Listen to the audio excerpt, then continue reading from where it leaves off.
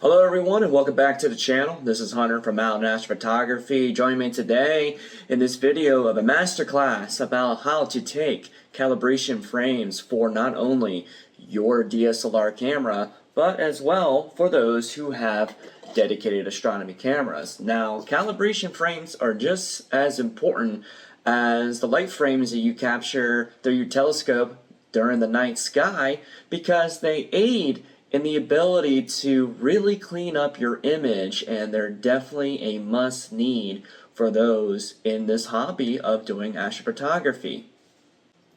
Now, I know that calibration frames can be a little bit tedious at times because there's many different calibration frames that you need to take. In fact, there is a matter of technically 5 if you count what you use for, just your regular pictures. So we're going to go through all of them together, and I'm going to show you the easiest ways to make that happen. I'm going to be using, my own cameras and stuff because I need to make calibration frames myself, especially for the cooler season that is on the way. We just got out of the summer season here in the northern hemisphere. We're now heading into the fall and eventually the winter. And usually you like to do these calibration frames per season because especially for, cooled cameras like this, the temperature does change, and the lower the temperature, the lower the noise you're going to see. So we're going to go through each of the steps of what the calibration frames are first. So like I mentioned, there is 5 of them, and we got, your light frames, which is just basically your pictures that you take with your cooled camera or your DSLR. But you also have other things like known as dark frames. You also have flat frames, bias frames, and I'm including this one as well, dark flats. I don't really do dark flats my own self. I typically kind of stay away from that since I'm already doing dark frames with my cooled camera, but I know there's controversy between the two that you don't need bias frames when using cooled cameras, but I like to do them anyway because they do help quite a bit. So the first thing we're going to talk about is light frames. So light frames is basically just, your exposures that you take through your telescope or camera lens. That is considered what your light frames are. It's basically the sensor collecting photons out in the night sky, and you take a whole bunch of those images and you stack them together. That is your light frames. Very simple and straightforward. Is when we start talking about now dark frames. This is where you take the same amount of exposures that you would take for your light frames. So for example, if you've been shooting 5-minute exposures of light frames and you need to have calibration data for those light frames, you take the same amount of time, 5-minute exposures, but the difference is you have the cap on your lens here, or I made one of these dark flat caps that just fits over the top of it. So the main portion of dark frames is to capture, the dark curtains that are in every one of our sensors, and you have to have the same temperature as your light frames when it comes to these dark frames because they have to match up. Now, there has been talk for, cooled astronomy cameras that you don't need dark frames because it's already very low read noises and the signal to noise ratio is a little bit better, but I still like to do them anyway, especially in particular for those who have astronomy cameras that have amp glow. Now, amp glow is a little bit of some light leak that leaks from the backside of the CMOS sensor. You might look like a little bit of a starburst out of the side. I'll have an example here up on the screen of what amp glow is, and you can see on the right side of the screen, you can see that bit of what looks like a starburst coming out from the side. Dark frames help eliminate that starburst frame in there, especially when going in towards the stacking process through, and alleviates all that amp glow whatsoever, but it also helps for reducing the overall noise in your image. You might see, especially for like Canon DSLR cameras, it has notorious horizontal banding that will come across in your light frames at times and in your dark frames too. You can see an example here of what I'm talking about, those horizontal bandings that you would see from those Canon sensors. It just helps alleviate a lot of those issues that you would see from those sensors, and they're very easy to do. So we're going to go on a computer and I can show you exactly how to set up through the ASIR software of how to take dark frames. You just have to make sure that you use, a place that is completely dark, and you're able to use an area that can get down to those temperatures that you're looking out for. Alright, now that we're on the computer, I already went ahead last night and done all of my dark frames, but I wanted to show you exactly what it looks like inside of the ASIR app. So what I did is I went over to the auto run feature here. So this is how you're going to be setting up all of your dark frames here. So here is my setup overall. You can see I have different exposures here at 30 seconds, 60 seconds, 120 seconds, 300 seconds, and 600 seconds. And each of these I use the same gain, which is 100, which what you should be normally using with a cooled astronomy camera anyway, and I selected at 20. So 20 for each of these all the way across, and then the simple thing you do is just hit the run button. So what does a dark frame actually look like? Well, when we're going inside of the software here, once I switch over to my SD card, this is what a dark frame will look like.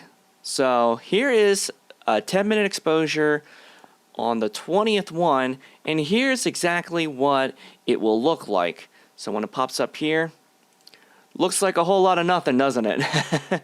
But you can see a little bit of some horizontal banding here. This is going to be calibrated into our stacking, and this is exactly what it should look like. Now, you don't see any light leak anywhere, which is good news. That's exactly what we are looking for. Just a nice dark image all the way across that matches the same as your light exposures. So that is the very easy part here about doing dark frames, especially when you have an imaging sequence software kind of like the ASIR. Now for those dark frames, it's definitely highly recommended that you just use, a night that has cloudy skies and no rain. You're going to set your telescope out outside. That's going to be the easiest way to kind of get to those ambient temperatures overall, and just spend a night just doing that, because depending on how many different, exposure lengths you have, you need to have a set of those calibration frames per exposure length. Now that we got dark frames out of the way, we're going to go to something else that is very quick as well. In fact, even much quicker than any other calibration frames, and that's bias frames. Now, bias frames are very, very short exposures that you would take with either your cooled astronomy camera or your DSLR camera, which basically helps alleviate a lot of the noise that we would see in our sensor. And it's very easy to do as well. Usually I take about 100 of these bias frames, because the exposure length is whatever the fastest that you can achieve with either your DSLR or your cool camera. So for say like with my Nikon D5300 that I used to use for astrophotography before I switched to a cooled astronomy camera, the fastest exposure that I could have was 1/4000th of a second. And you basically just, put the cap on your camera or your cool camera, and you just take a series of exposures at the fastest exposure length that you can get. And you don't really have to worry about, the camera being at a certain temperature. It is not temperature dependent whatsoever. Hi, Feature Hunter here. Just wanted to make a clarification about the bias frames, and yes, they actually do need to be temperature specific to what your light frames are. I read my notes wrong before doing the video, but disregard anything that I said about bias frames that they don't need to be temperature sensitive. They in fact do. So make sure you do that, and we'll go right back to Past Hunter. But you just take a series of those shots. I usually recommend, like I said, about 100 of them, and you're pretty much good to go throughout the entire season. Because bias frames, you don't really need to take, a series of them. I usually do about 4 in a year. Basically, whenever the changing of the seasons are, that's when I would take new bias frames for my camera, and then you can constantly reuse them all the way throughout the season. So going back on a computer, I could show you how to do that within the ASI Air, but you can also do the same sort of thing within Nina or SGP. It's basically any control software that you have for astrophotography, you can use this similar method. Now, when we're doing bias frames here, we do the same exact thing as we go in towards the auto run. We'll go ahead and delete all these other ones that I was doing some dark frames with. And you go over to the shooting schedule, head over to the bias, your exposure. Now, it will pop up here of what the fastest exposure for your camera is. And you can see it is 0.000032, which is extremely fast. That is the exposure you are looking to get. So, type that out here in your sequence. Make sure to use, the same gain. And you don't have to worry about which filter it is or temperature either for bias frames.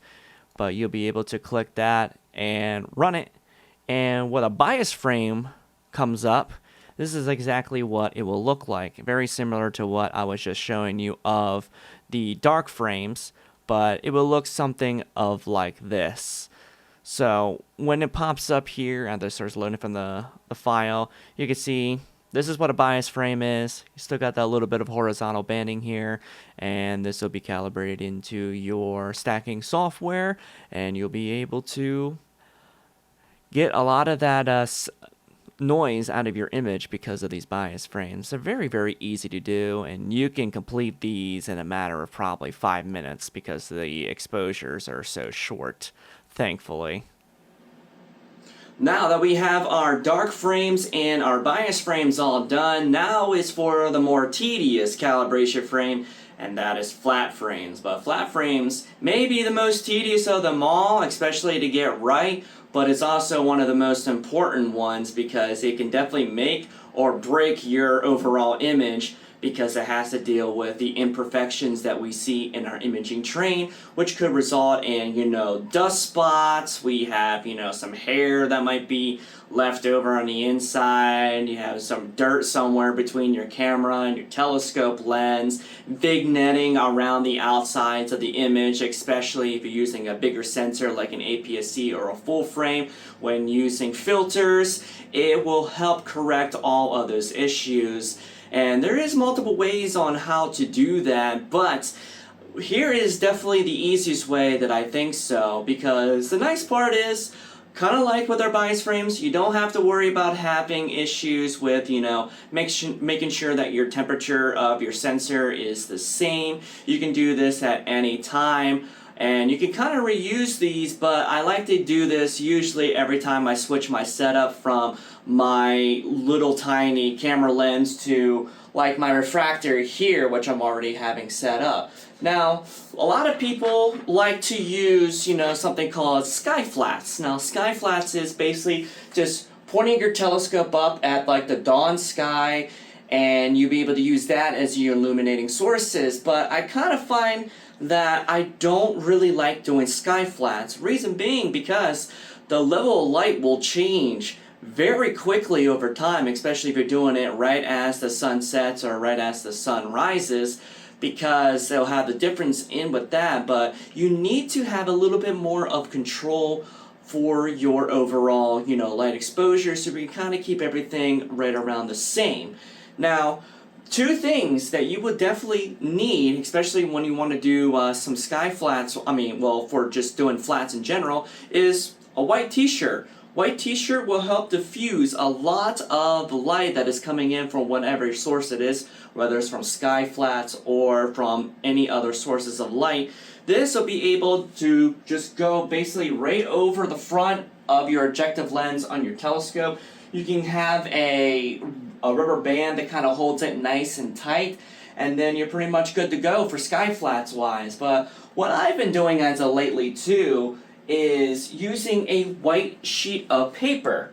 Now, using a white sheet of paper like, this, it's nice and flat, and it keeps it pretty easy to, keep on your telescope, because one of the biggest things I definitely recommend, especially if you're not doing sky flats, is one of these. Now, what is this? Well, this is a tracing tablet that you would, slide a piece of paper and be able to draw and trace around. But it also acts as a wonderful light source for your flats, because if you turn this on and turn on the button here, you can adjust the light brightness to your liking. So like for me, I like to kind of keep it down at like some of the lower settings here, something like that.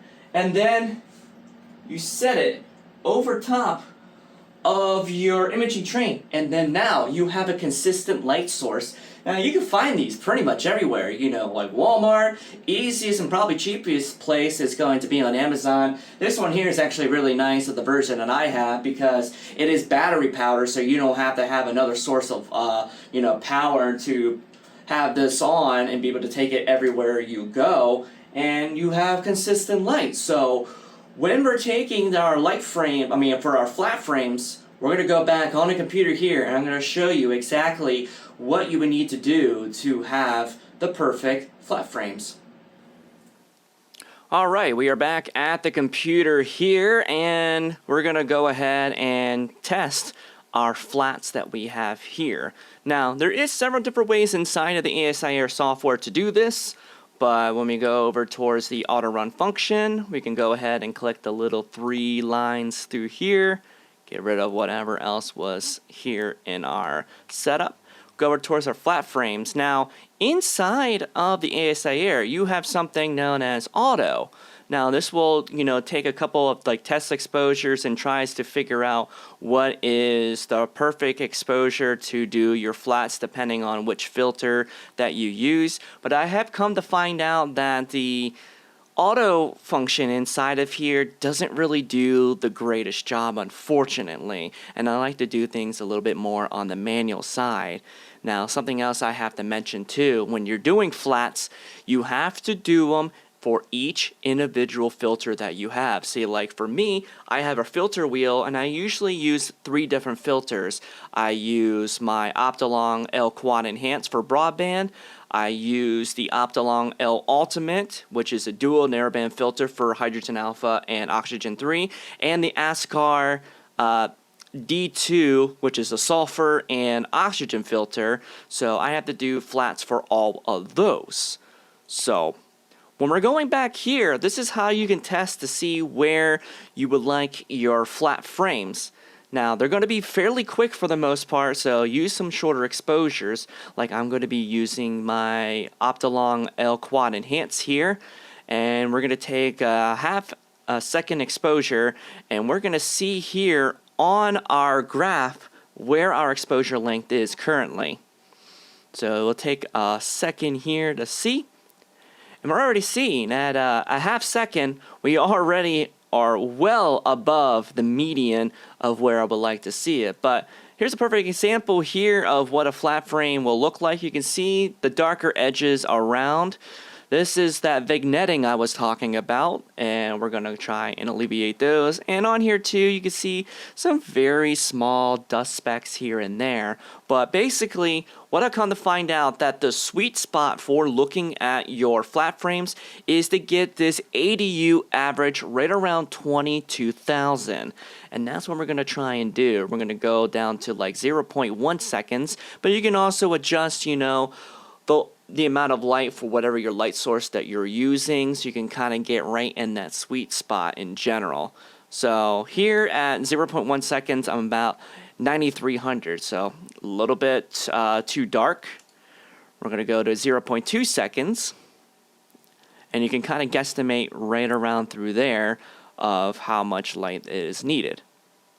So we're looking at 18,000 now.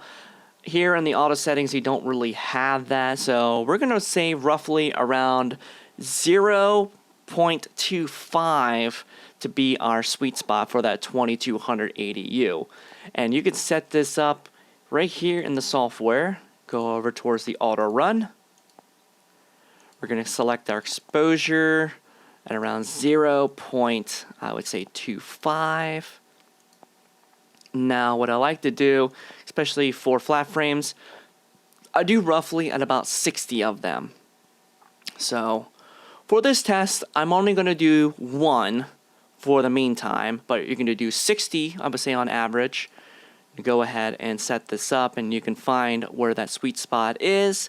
And you have to do this, like I mentioned, for each individual frame. You have to kind of play with the exposures a little bit too, dealing with where it is. So right here at 0.25, I am right at that magic number of around 2200 ADU. So we got all of our exposures for the Optilong L Quad Enhance. So we're going to switch over to, like, say, my hydrogen alpha oxygen 3 filter inside of the filter wheel. And if you were trying to use the same amount of exposure for this, you're going to be definitely surprised of how dark it is. That, some of these narrowband filters, they are going to be needing a little bit longer exposure. So at the same one, it's about 1,263. So we're going to have to, change all of these. And this is why that I mentioned it is a bit tedious to do flats, especially when you're working with multiple filters, inside of your imaging train here. But definitely getting it right is going to be one of the main things. And like here, it's pretty close to 5 seconds. We're looking about near like 19,000 to 20,000 ADU. So you do the same exact thing inside of the auto run, but this time you would select, your HAO3 filter, and say like for, so this is pretty close. We'll do like 5.2. You confirm that, and then you would just hit this auto run button, and it will do the flat frame for you, just like all the other ones. So this is pretty much all you have to do for flat frames wise. If you're looking to get one of those tracing tablets, I'll leave a link to the one I use from Amazon, which is only about $20–25 for the most part. So you can be able to do flats fairly at ease. So now, next thing and the last thing is going to be doing dark flats. Now, for doing dark flats, which I really don't do my own self, I kind of think it's not really a necessity, but people do it, but I will include it inside of this video here. So with dark flats, you're basically doing a dark flat image. So after you completed all of your flat frames, you got to make sure that you remember exactly what exposure you used per filter. So like for me, my Optilong L Quad Enhance was at 0.25 second exposures, and for my Optilong L Ultimate was about 5.2 seconds. So those numbers are going to be very important, but the only thing that you have to do different this time around is basically just take your light source off, put the telescope cap out in front, and use those same exposures, and that's how you do dark flats. So for, example here, going back in towards my auto run, we can go back into the settings here, but this time you'd use the dark option on here. So if you're doing, a dark flat for this exposure, you would just hit confirm, and then you just take the same amount of exposures, and then you would add them to your stacking software that you use, either Deep Sky Stacker, Astropixel Processor, or PixInsight. You can add those right in as well, and that's pretty much how you do a dark flat. So in a synopsis, this is how you do calibration frames to get you through to the wonderful aspect of stacking all of your images and to get that nice final result after all those long hours of taking exposures underneath the night sky, stacking them in your favorite software, and then being able to process further down the line. So I hope this video helps a lot of you to be able to perfect your calibration frames and get you onto the journey of astrophotography. So if you have any questions whatsoever, leave comments down below. I will gladly help you in any way that I can. I do have some links to some of my personal favorite, astronomy shops out there, like Agena Astro, High Point Scientific. I do have affiliate links for that, and if you plan on buying anything from those websites and just using those links below, really does help me out. Also, be sure to visit my print shop, Astro Prints, where I'm doing a whole bunch of new other things too, and constantly adding to the shop for all your astrophotography needs. And be sure just to like, comment, and subscribe to the channel. Really does help me out. And hopefully we can get some clear skies here soon to continue some imaging, because I got the Sculptor Galaxy I want to go after here soon. So thank you as always, clear skies, and I'll see you in the next video. Cheers.